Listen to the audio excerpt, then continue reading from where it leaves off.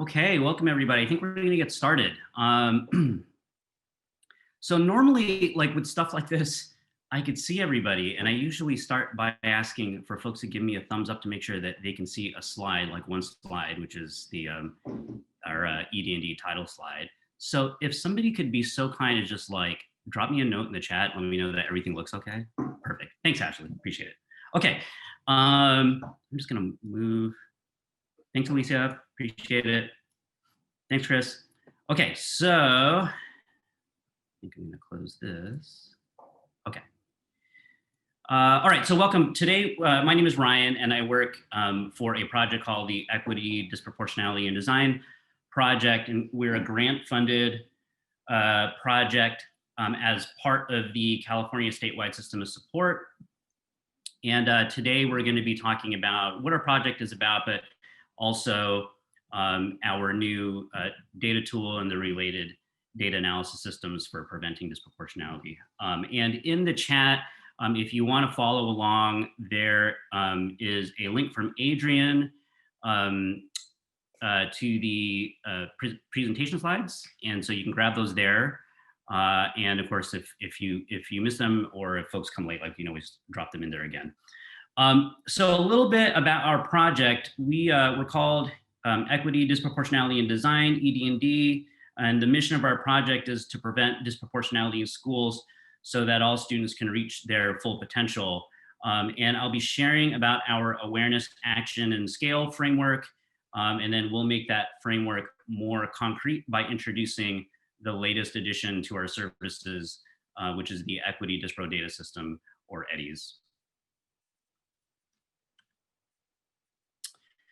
We're a small team, but we're a really close team. Our project is led by Russell Coronado, and I've got 3 other teammates and collaborators, Marcus Jackson, Olivia Rivera, and Adrian Batista.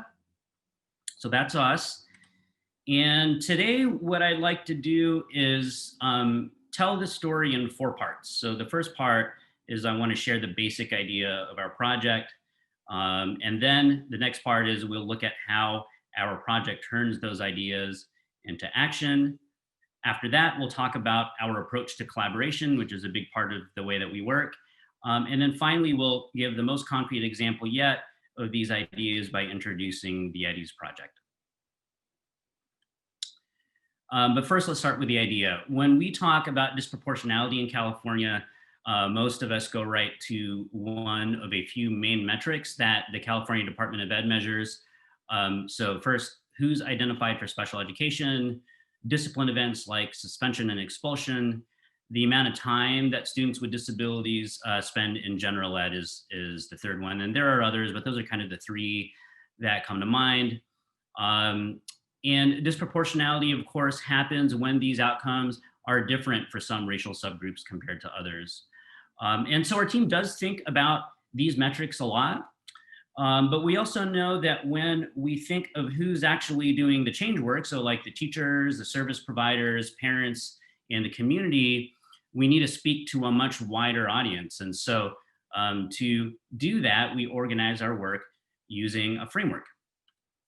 So this is that framework. It's called Awareness, Action, and Scale. And so we'll just define these. Awareness is let's build awareness about disproportionality so that we have a common language to talk about it. Let's build tools for action so we can turn our belief in equity into results for students. And then finally, let's scale this work by connecting SELPAs with each other in a disproportionality prevention network. So if we take all of our deliverables in our community design projects and we organize them into this framework, it looks like this. In the original design of our project, we had 9 community design deliverables, 3 each in awareness, action, and scale. And then one of these is the one that we're going to be spending some time talking about today, which is our EDDIS data tool and related services. The project, the ED&D project, has evolved a lot since we started it at the beginning of year 1, but this gives you a sense of the way we try and organize it and then communicate it with other folks. Okay, but the framework left on its own doesn't do anything for action to happen. We have to turn these ideas into real things. And so next we're going to look at a recent example of some of the work that we're doing. And that example is going to be our disproportionality data literacy training. So the purpose of our data literacy training is to create a safe place for people to learn how to talk about disproportionality data. The training is 2 hours long, and we learn about risk ratio scores, how to talk about them person to person, and we use scenarios to practice what it's like to share that data at meetings. And what we learned when we were building this training and sort of researching and hearing from our audience is that there's a whole lot of people who don't know how to interpret disproportionality related data and risk ratio scores, but they're not saying anything because they think that they're the only ones. And what we learned is we heard that so much that we're now fairly convinced that they're not the only ones. It's a fairly common experience, in fact. And so we designed the training to be a place where people feel like it's safe to ask the questions that they have, no matter what level of experience they're at. And to keep on pushing towards that goal, after every session, we sit down for a formal meeting with our evaluator, Shannon, and we talk about what went well, what we'd like to go differently, and we build out additional parts of the training based on what we learn. And so that iterative process has led to a couple of expansions to the data literacy training that we've kind of bolted on in the last few times that we've given it. And I'm going to share a couple of those things now. So the first one is a post-session workbook for practicing computation of risk ratio scores. And so this is something we wanted to give you today. I'll sort of preview it for you. And then Adrian is going to drop a link in the chat where you can grab this. Thanks, Adrian. And the idea behind this is that we, I went into the design of this training just assuming that people weren't interested in the math of risk ratio scores, and I was wrong about that. People said they wanted to spend more time learning that. And so we added that content to the training. And then because we know that often this type of content, it just doesn't sink in the first time. Like that's true for everybody, including me. We made this workbook so that you can take it and then work through it at your own pace, so that you can feel confident about what you've learned, and then share that with others. So this is an example of what you'll find in the workbook. It's short, I think it's 4 or 5 pages, but this is sort of one page, a fairly important page where we teach folks to look at a disproportionality report, and then to be able to identify all of the numbers that you'll need to reproduce a risk ratio score from the numbers on the report. And then as you work through the workbook, you will then do the calculation and then check back to this report to see that you got the same number or something really close, depending if you round it up and down. So that's the disproportionality workbook, risk ratio score workbook, sorry. And then the second thing is new. So this is something that we're trialing. We've had a couple of SELPAs contact us after our data literacy training, wanting to spend more time just in a thought partnership, learning more about risk ratio scores and how to interpret data in a student-centered way.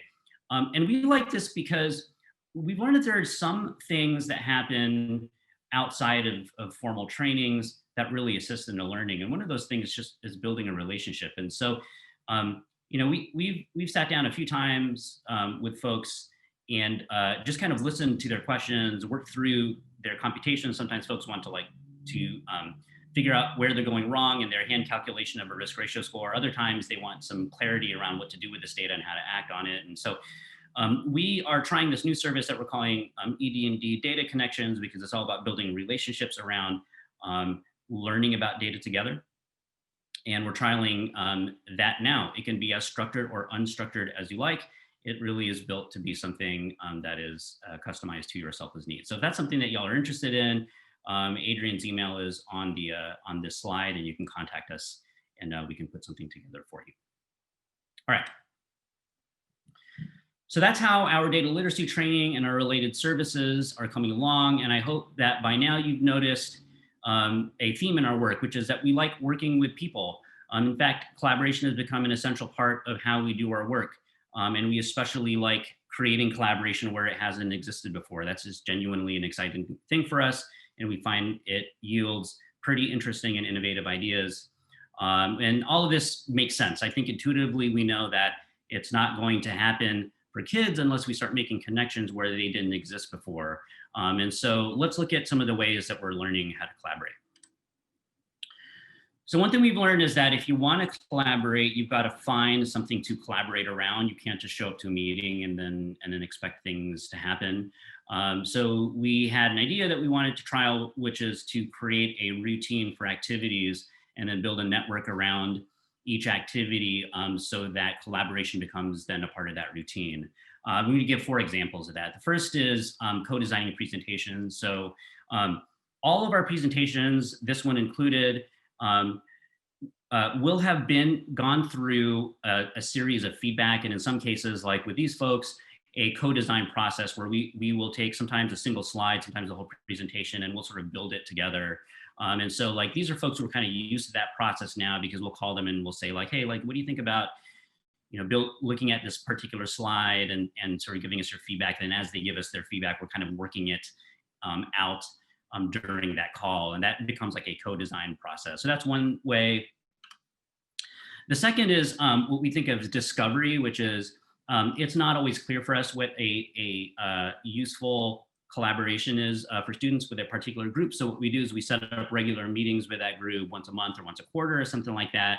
And inevitably what happens is as we get to know each other and our relationship grows, the opportunity to collaborate just sort of organically arises. It happens all the time. I'm going to share an example in a minute about how that happened with Shasta. We do some collaborations that are all about building our own capacity so that we can share that expertise out with the selfless that we serve. And so we've built up skills around design thinking through our partnership with IDEO and the Teachers Guild, data science / education data related skills through our partnership with the Strategic Data Project, which is part of the Center for Education Policy Research at Harvard, MTSS related things, and then of course our software partnership with CodeStack to help us build the Eddies tool. And then finally, getting feedback. Any of our services, whether it's presentations or a service like our data consultations, those are things that we prototype. Prototyping is a process that we are is a big part of the way that we work, because we know that we need to see in reality the way our work, the way people respond to our work and the real world versus just the idea in our heads. And so this is something that we do pretty regularly, and we have a group of people now that are fairly used to us calling them and saying, hey, we want to put something in front of you and get your reaction to it. I'm going to push through just a couple of photographs of this happening, and I'm going to go check the Q&A and the chat just to take a little breather. Okay, so here's a photograph of a design workshop. That's my teammate Olivia and some of the parents in our community sharing at our design workshop at the prototype that they collaborated on. So that's one way it looks. And then this is one of my favorite photographs, which is a picture of one of our community design teams building a prototype of a community-facing data report.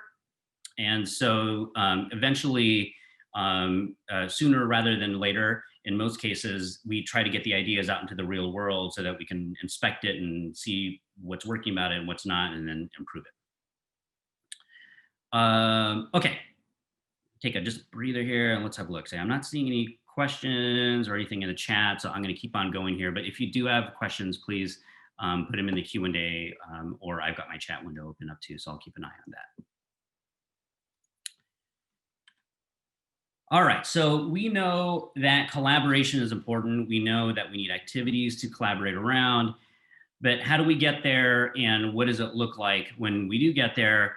Well, we've learned to approach it with an important question, and that question is, how can we, the ED&D team, reimagine our deliverables so it supports a collaborator's mission? So it's very much about the kind of combination and melding of two goals and sets of expertise to create something brand new and creative that feels fresh and inspirational. And our work with Shasta SELPA is a great example of this. So after a few conversations with Shasta, we discovered that we had a common interest in learning about the themes of conversations across many agencies. So what that looks like for us is we're constantly looking for new insights about the disproportionality conversation in California SELPAs. And Shasta has a similar thing going on, but instead of California SELPAs, they are trying to understand the common themes in conversation and communication across their 20 plus LEAs. And so we teamed up with Jeremy and Nick at Shasta to design an empathy interview research project. And we're hoping that the insights that come out of that research will be the foundation for the relationships that Shasta builds with their LEAs. And that will be the context for the sustained equity work that they're trying to do out there. Jeremy put it really well. He said at a recent meeting, we can't go into these conversations as strangers, which I think is 100% on point. Equity work requires that we get together and be vulnerable and talk about some tough things. And that requires a relationship, which then brings trust. And so that has to come first. And that's what that project is about. I'll dig into the details just a little bit more, and then, then we'll move on. The plan has been to work with Shasta in a consultative model. So we are passing on skills to them and they're kind of making it their own. So we collaborated with Jeremy and Nick to build an interview research plan. And then they went and they conducted their empathy interviews. And then we got back together and analyzed the results of those interviews and extracted common themes. And now they are building out their communication strategy to begin to open the door to growing their relationships with their LEAs.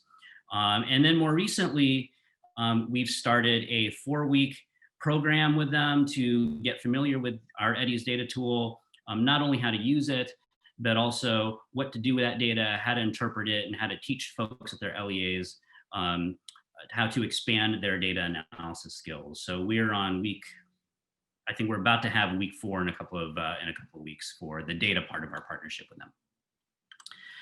Here's a picture of us doing the work over Zoom. And so zooming out then to the big picture, we're excited about what kinds of things that we could be doing together with your SELPA. Like what we're doing with Shasta is great. And we're really enjoying that. We want to do more of that type of thing with other folks. And so, the question is, what's your vision for supporting students with disabilities, and how can we help your community win and sort of be a part of that vision? And so I want to close this section with a call to action for all of us, which is to take some time to reflect on what kinds of innovative and creative and impactful collaborations that we can engage together. And that's something that we are always open to and is genuinely one of the most exciting parts of our work.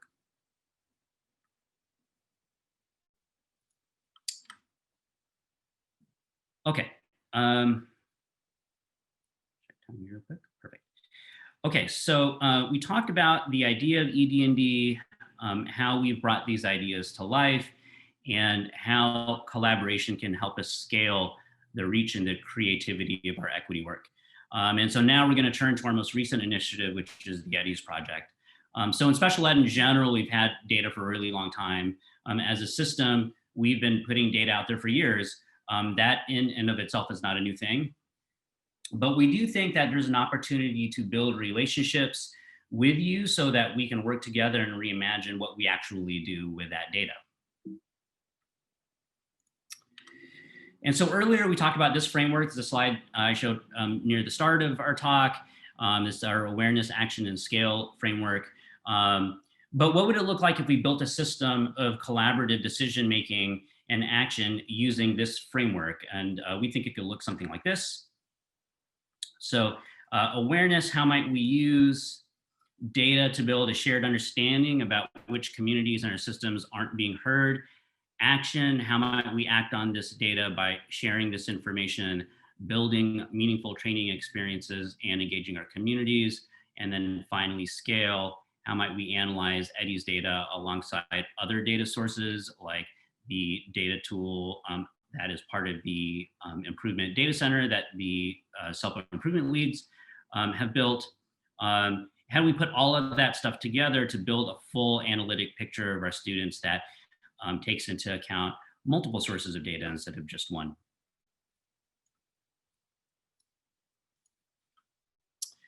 So that's the sort of the concept. But now let's sort of look at what the tool does, kind of what the sort of function of it is. I think most of us know that we get these official disproportionality reports from CDE. We get them 1 to 2 times a year. And of course, what happens is we get those reports and then we try to make decisions as best as we can. But very often the data in those reports is capturing a situation that is 6 months or a year old. And so in order for us to act on that, we kind of have to assume that those conditions hold, and sometimes they don't. Demographics change and staff change and things like that. So the idea of EDDIes is to give estimates of that data early, and then as often as you need it, to get closer and closer, as you get closer and closer to the official reporting period. This is an example of the data tool's output, which is an estimate of end of year disproportionality metrics. So basically what the tool does is it takes a bunch of local data and then uses that data to make a prediction about a likely risk ratio score that you may get at the end of the school year from CDE for any particular student subgroup. So then SELPA administrators can then view these as early and as often as their strategy for promoting equity requires, and more importantly, they can then establish a routine by which they are getting this data out to the LEAs in their SELPA. There's no need to upload any data into EDDIes. EDDIes draws this data directly from SACE. It does draw it from a couple of different data sources, but 80 and 90% or so of the data sets that the model is fit to comes from SACE. And so there's no need to take a data set and upload it. Everything happens automatically, as I saw on the internet once. So you don't, it's just there. You sort of log in. I'll show you in a minute what that looks and feels like. But it's important for us that you sort of be able to that SELPA leaders are able to get in there and then just look at the data right away versus sort of having to go through different steps to get there. Okay, so next up is a demonstration, but I'm just going to take a peek here. Not seeing any questions or anything in the chat, so I'm going to keep on going here. But again, please feel free to ask questions in the chat, and I'll check again as after this demo is done. All right, so let's have a look at EDDIes. So here's the login page looks like. So I'm going to show you what it's like to log in and then to navigate to your indicator 10 reports. Then I'm going to show you where to find the risk ratio scores in the reporting section. And then as we work through this, do put your comments and questions in the chat, and we can have a brief sort of Q&A session right after this before we move on to the next part. So the first part is the login. If you have a SACE administrator level login, then there's no additional steps that you need to take. You're all set and ready to go. You'll just use that login and it'll work. So I'll show you what that looks like for me.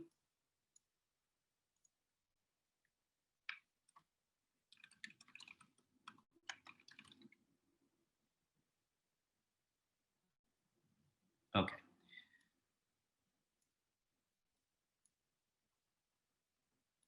There you go. Okay, so that's my SACE login, and so you'll see that that works. Okay, so on the home page, we have a dashboard, and I'm going to pick a district here. Coronado is one of ours. So there's a dashboard. It gives you 6 kinds of descriptive statistics: count of students by race, count of students by gender, count of students by disability category, and then this row of 3 here is the count of students with IEPs by race group, count of students in total enrollment by race group, and a comparison of risk ratio scores. And so these visualizations help you get a sense of how students make up your population by different demographic categories. And then that's a dashboard. So from here, it's 2 steps to get to the indicator 10 reports. And so step 1 is to pick the district, which we've already done. And then step 2 is to click on the menu item that says Dispo report. So we'll do that. And that's what the risk ratio estimates look like. So on the reports page, you'll find your indicator 10 estimates. The risk ratio column, this one right here, is an estimate of what your risk ratio score might be for a specific racial subgroup at the end of the school year. So for example, we'll just interpret this one here, estimated risk ratio score of 1.98. The way we would interpret that in a person-to-person style is to say that in our district, so we always own it, in our district, students who are African American are identified with a specific learning disability at a rate that is about 2 times, so rounding up about 2 times that of all other racial subgroups. Okay, so down here you'll see the same information, but on a plot. And this gives you a couple of things. The first is the light blue dot is an estimate of the what the model says is the sort of lowest likely risk ratio score that the model thinks you'll get at the end of the school year. And then the purple one is the highest likely risk ratio score that the model believes you'll get at the end of the school year. Part of what happens with the Eddies tool is we are drawing from data that we can get to easily. So your SACE data, publicly available enrollment data. And the upside to that is because we can get to it easily, that means we can get to it faster. And if we can get to it faster, then we can get you predictions faster. And that's really what Eddies is all about. The trade-off for that is not exactly the way CDE produces their risk ratio scores. And so thus there is some difference in our computations and what CDE says. That's why we don't report the raw computations. We use a statistical model that's trained on the past relationship between what we compute locally and what CDE reports officially at the end of the year. And we adjust our computation based on the output of that statistical model. And that gets us much closer and gets us much more accurate results for our predictions. Okay, so Eddies is a decision-making support system. It's not just a data tool. And so in the help section, which is up here, you'll find some guidance on interpretation and also a data dictionary. Okay, so that's the demonstration. And go back. Here are the slides. All right. So now you have a sense of how the data tool works. Right now, we're working with one SELPA, that's Shasta, and we're at the end of our testing period with them. And over the next few weeks, we're going to start expanding out to more SELPAs. We're a small team, and it's super important for us to get this right and to get the experience that we know that folks want. We want to get that right also. And so we're really trying to take our time and getting a lot of feedback about how this is working and feeling, how functional it feels to you, how likely you are to be inspired to take action based on the data, those types of questions that we ask. And so we think that the experience is going to be really good. The trade-off to that is the rollout, at least initially, is a little slow because we want to make sure that we get it correct. But as we sort of learn more and more about what's resonating with people, we'll be able to move faster. So expect that over the next few weeks that we're going to start expanding it out to other SELPAs. Okay. I just threw a lot of information at you. I realized that, so I'm going to take a breather and I'm going to have a sip of water. And I am going to just take a peek at the Q&A and the chat to see anything. Okay, I see one question here, so let's open that up. Okay, are you only working with SELPAs or would you consider supporting individual districts? Okay, good question. Our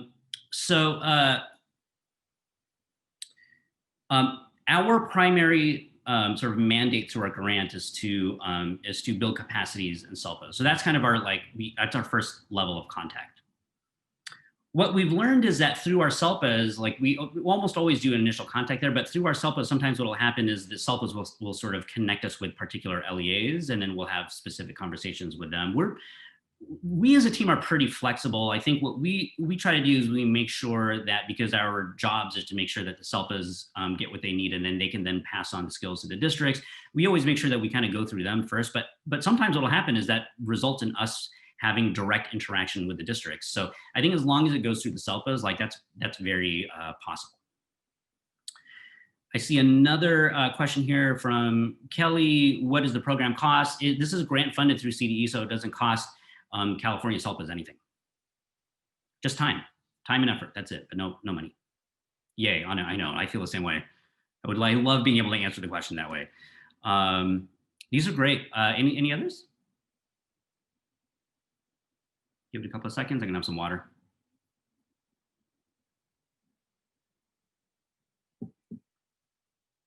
Okay, so what's next for the Yetis project?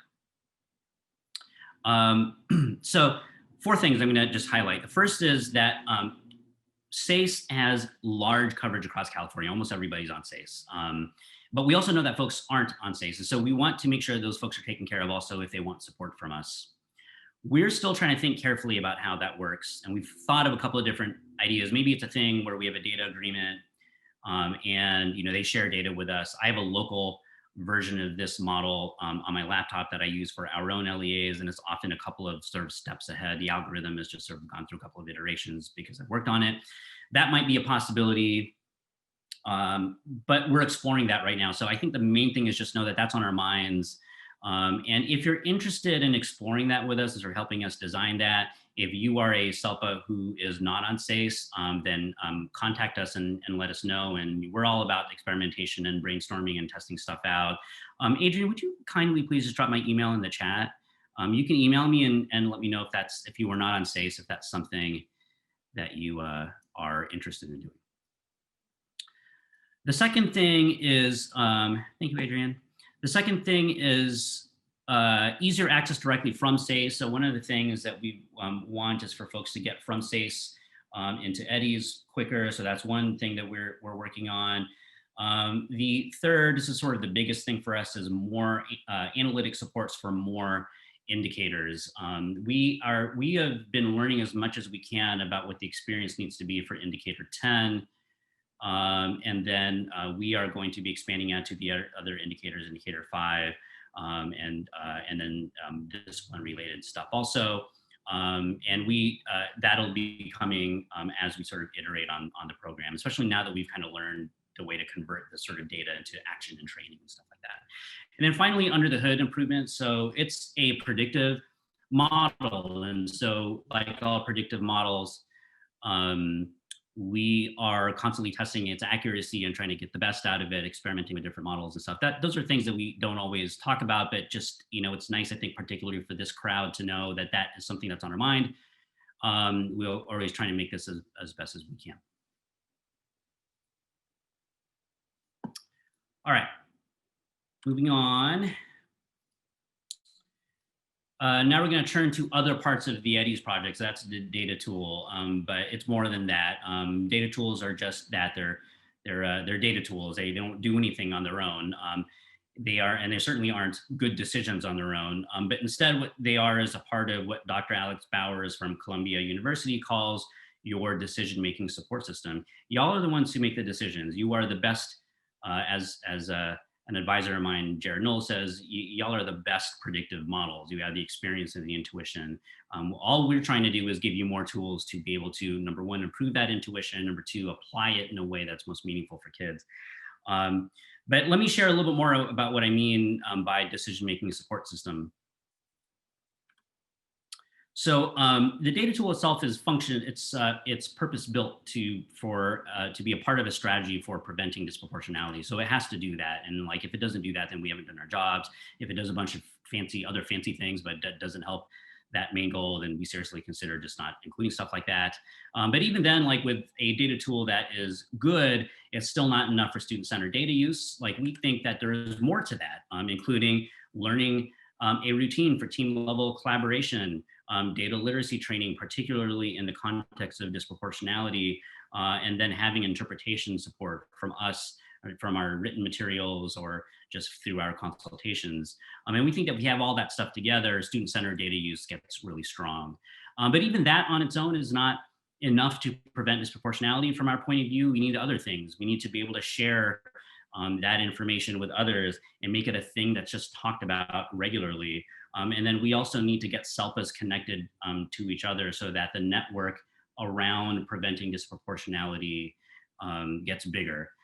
Because the work just ends up having better results if we're able to collaborate with other people. It's also really tough and overwhelming work that on a day-to-day basis doesn't always get recognized. And so we think it's good for SELPAs to connect with each other so that we can do the job of recognizing each other when the data hasn't sort of caught up to our new behaviors yet. So that's the idea. The data tool is one tool, and we want you to add many tools in your toolkit. So I want to take a moment to highlight one additional tool, which is the Eddy's interpretation guide that we're writing. So we're all learning together, and we'll keep learning together as we commit ourselves to this work. And so we're designing the Eddy's interpretation guide to not only empower you with the skills to access Eddy's, but also to participate in how we develop a common human-centered language for disproportionality and equity in schools. And so to start, the guide will have what you would normally expect in a guide, which is things like how to log in and how to navigate the reports. But it'll also have materials on interpretation, and it will also have a framework for disproportionality, data literacy. I said earlier, this work is overwhelming. Like, we need to name that. It is for us and it is for everybody that we work with. And so what we try to do to reduce that overwhelm is give you some organizing principles so that you can step through them and develop your analytics, starting from wherever you're at and then just taking that next step. All right. So now the million-dollar question, what do we do with all this? 2 points of view come to mind. Franklin D. Roosevelt said, there are many ways of going forward, but only one way of standing still. And more recently, Ted Lasso said, taking on a challenge is a lot like riding a horse. If you're comfortable while you're doing it, then you're probably doing it wrong.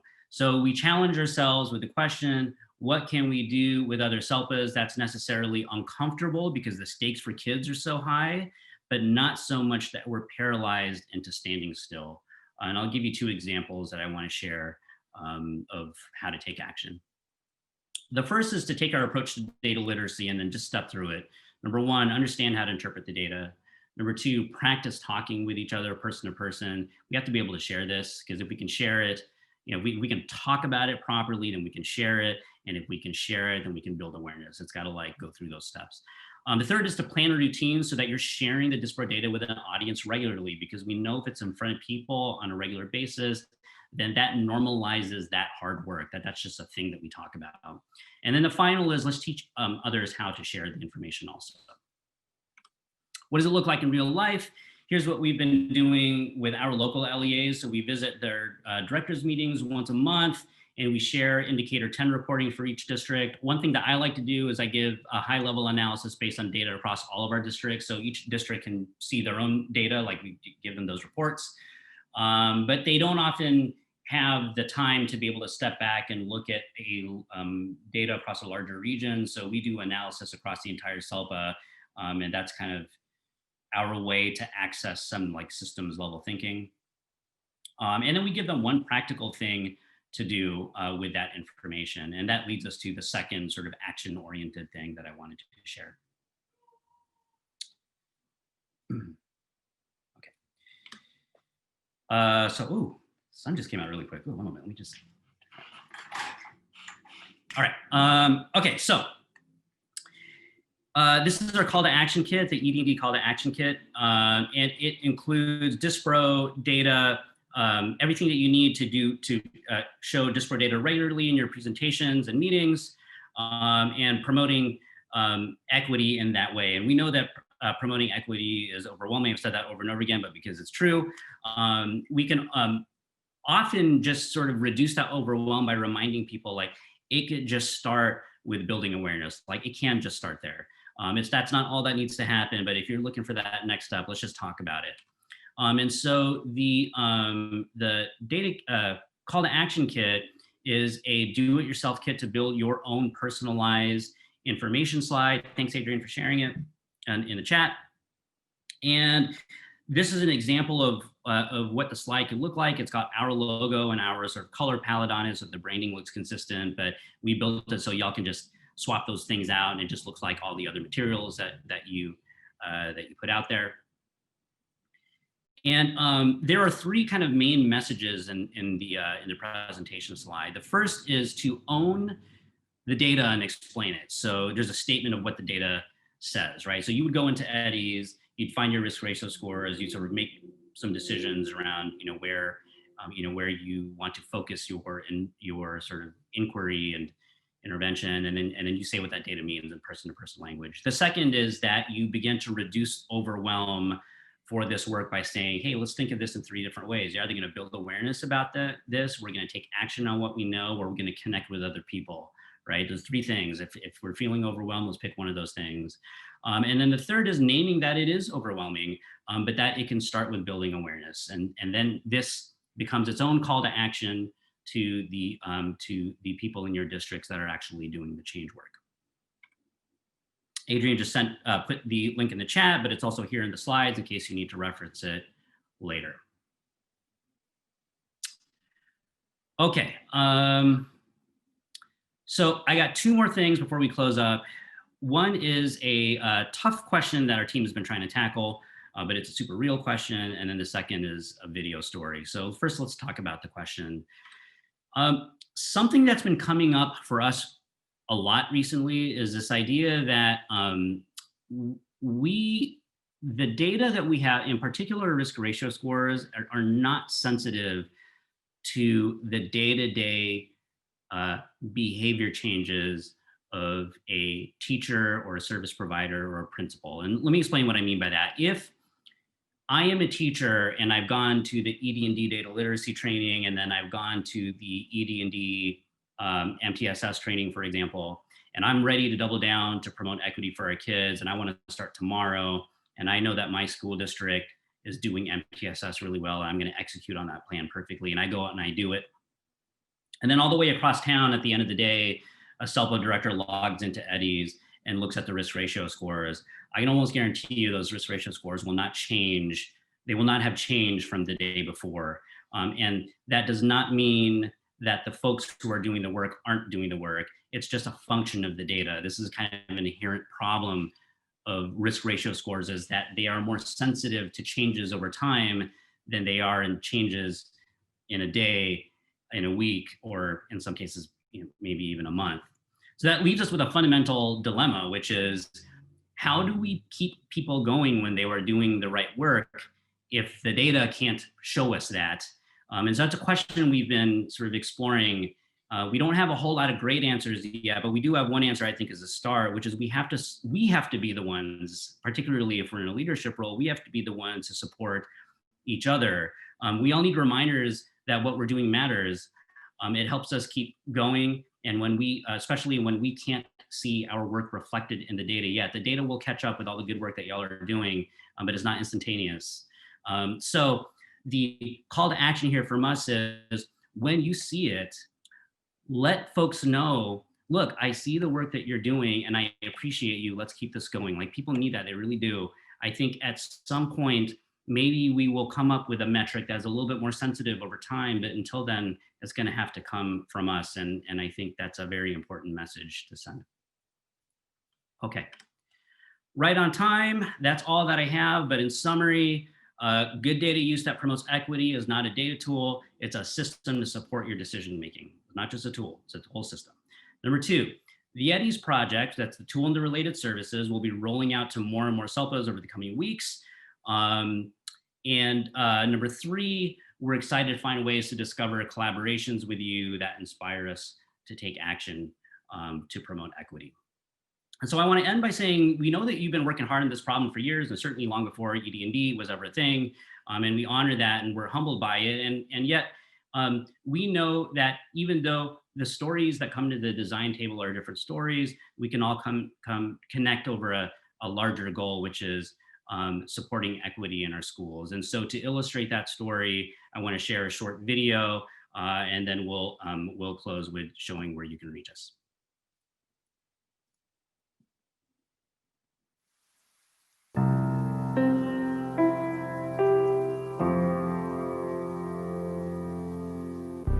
Student advocacy has no boundaries, ensuring all schools are institutions for equity.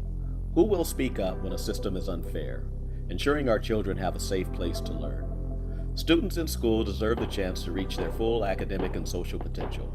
To us, working for racial so students have this chance. This year, our community came together to build awareness about disproportionality.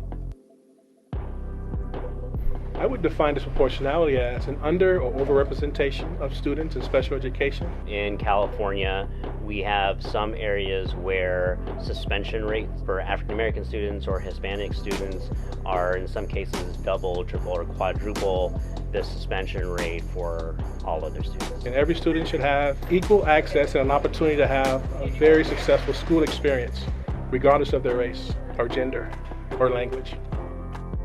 The Equity, Disproportionality, and Design Project is an opportunity afforded to us by the state of California where we can basically engage the community in a human-centered approach to building awareness around disproportionality.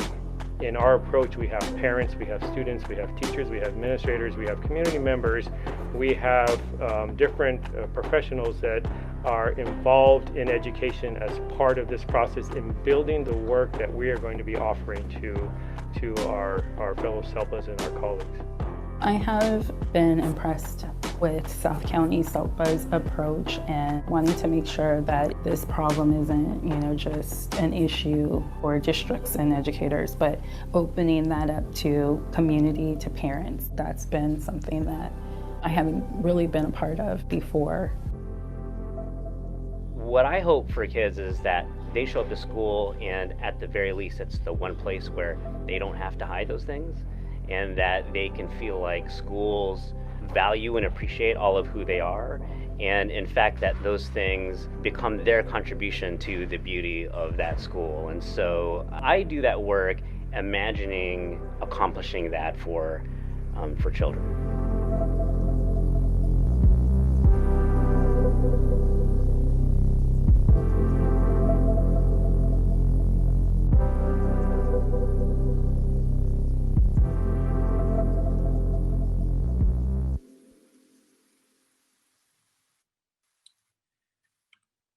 Okay, everybody, that's all that I have. Be sure to follow us on social. My email is in the chat. Adrian's email is also on one of the slides in the presentation. And you can reach any of us through Adrian, Russell, Marcus, Olivia, or me. And so I want to thank everybody for their time today. I know it's a Friday afternoon, so I very, very much appreciate y'all hanging out. And I'm glad that we can share with you. Thanks, everybody.